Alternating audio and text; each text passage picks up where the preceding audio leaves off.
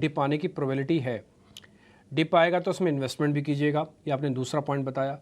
आपने तीसरा पॉइंट बताया कि बड़े शेयर्स में अभी भी इन्वेस्टमेंट है, वहाँ पे सेफ्टी है, वैल्यूएशंस का थोड़ा बहुत प्ले आपको मिल सकता है।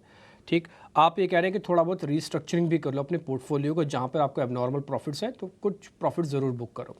सर मैं अब एक नए मैटर पे और आ जाता हूँ। ये बात सारी ठीक है, आपने ओवरऑल मार्केट का हमको एक व्यू पॉइंट दे दिया। मैं दो सेक्टर छोड़ अलग से और छांट लेता हूँ आपके लिए। First is IT, second is pharma. Sir ये कहते हैं कि फार्मा और आईटी दोनों इस समय थोड़ा अच्छे प्ले पे हैं और थोड़ा ग्लोबल फैक्टर से भी कनेक्टेड रहते हैं और इनके मार्जिन ऑफ सेफ्टी भी अच्छी है, वैल्यूएशन में भी ज़्यादा ख़राब नहीं है ये। आप इन दोनों सेक्टर्स को कैसे रेट करते हैं सर?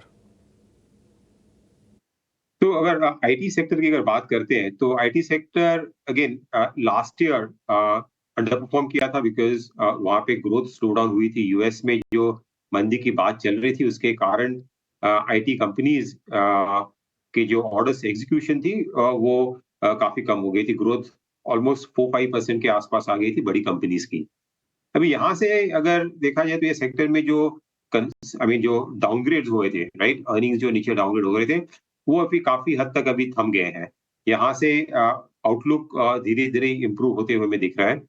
और कंपनीज की जो ग्रोथ है, टॉप लाइन ग्रोथ है, वो लगभग 8 to 10% के आसपास जाने की संभावना है। यहाँ से हमें इतनी ज्यादा ग्रोथ नहीं है जो कि कोविड के बाद जो हमने बड़ी रफ्तार से आईटी कंपनीज ग्रोथ देख रही थी, उसके मुकाबले कम ही है, बट एटलीस्ट यहाँ से इम्प्रूवमेंट दिख रही है। और overall longer term, medium term के हिसाब से देखा जाए तो आईटी के तरफ जो स्पेंड्स है, ग्लोबल स्पेंड जो रहेंगी डिजिटल की तरफ और अभी एआई की तरफ भी इन्वेस्टमेंट्स होंगी। तो हमें नहीं लग रहा है कि ओवरऑल आईटी की स्पेंड्स कम होगी, हालांकि बढ़ती रहेंगी। और आईटी सेक्टर यहाँ से एक एटलीस्ट एक्सपेक्टेशन के हिसाब से जो नेगेटिव था, राइट, वो काफी हद तक अभी प्राइस इन हुआ है। और इस सेक्टर में काफ़ी अंडरवेट भी है। फॉरेन फंड जो है, ग्लोबल फंड ने काफ़ी सेलिंग हुई है ये सेक्टर में। तो इसके कारण यहाँ से बॉटम आउट होते हुए हमें दिख रहा है ये सेक्टर। और एक अच्छा डिफेंसिव सेक्टर रहेगा जो कि एक यहाँ से अगर मार्केट अगर गिरावट भी आती है तो उसमें कम गिरावट आने की संभावना है। और आईटी कंपनीज की ओवरऑल बैलेंस शीट काफी अच्छी है, कैश फ्लो सिचुएशन अच्छी है।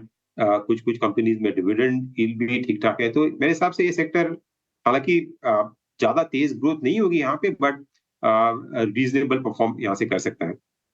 फार्मा सेक्टर भी ऐसे सेक्टर है कि जो एक्चुअली अच्छा किया है लास्ट 1 साल में। ये सेक्टर ने काफ़ी पॉजिटिव सरप्राइज़ दिए यहाँ से।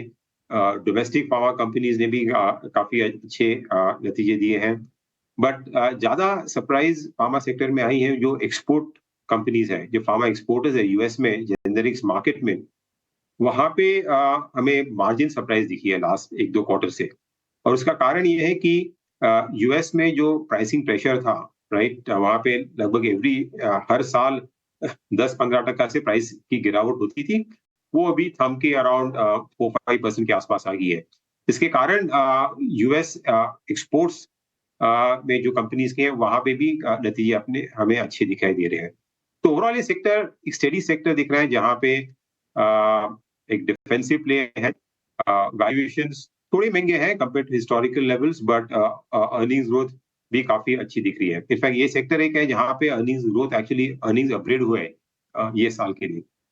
और हेल्थ केयर भी ऐसा सेक्टर है, हॉस्पिटल्स, डायग्नोस्टिक्स, या जहाँ पे एक इंडिया की जो पेनिट्रेशन स्टोरी है और जो कंसोलिडेशन हो रहा है ये सेक्टर में अनऑर्गेनाइज्ड टू ऑर्गेनाइज्ड, उसकी बेनिफिट हेल्थ केयर सेक्टर और हॉस्पिटल सेक्टर्स को मिल सकती है। तो आई थिंक ये 2 सेक्टर्स है जो आपको रिलेटिवली लेस वोलेटाइल रहेंगे।